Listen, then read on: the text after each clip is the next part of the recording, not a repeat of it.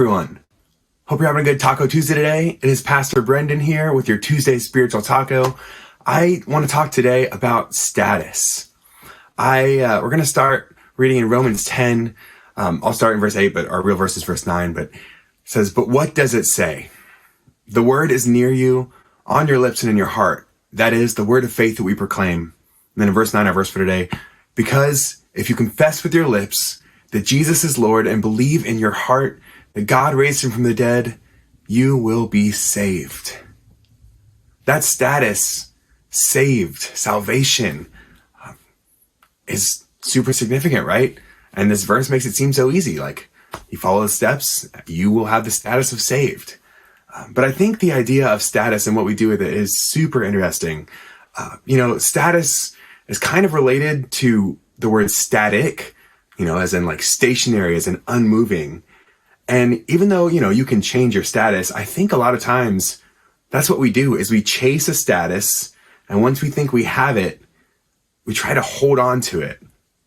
We try to settle in it, try to kind of build up a wall for ourselves, make our own little house there and settle down. And obviously we want to maintain the status of salvation, but it's the things we do about that when we think about status as this stationary thing that we've attained. I think it's really crazy.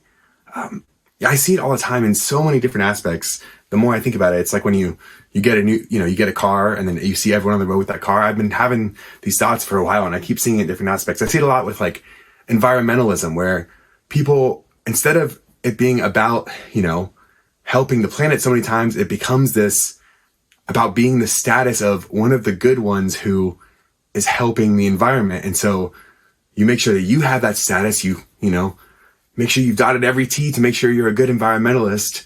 And then you look down on those that don't have the status because you've attained it and they haven't. And it becomes this thing of separation instead of what it's about. It's about helping the planet.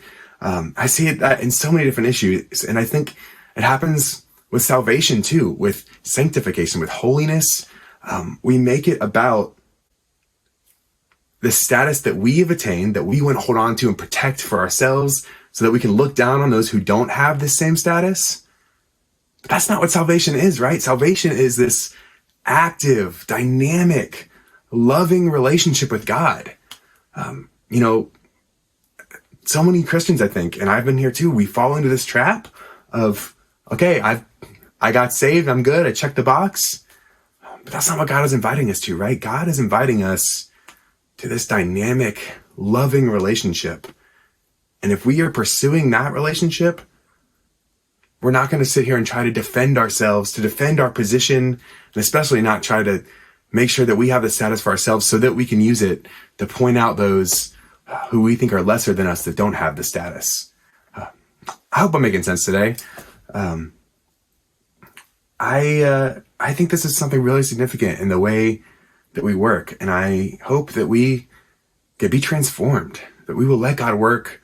We will realize that what God is inviting us to isn't this stationary thing for us to hold on to, but it's a relationship.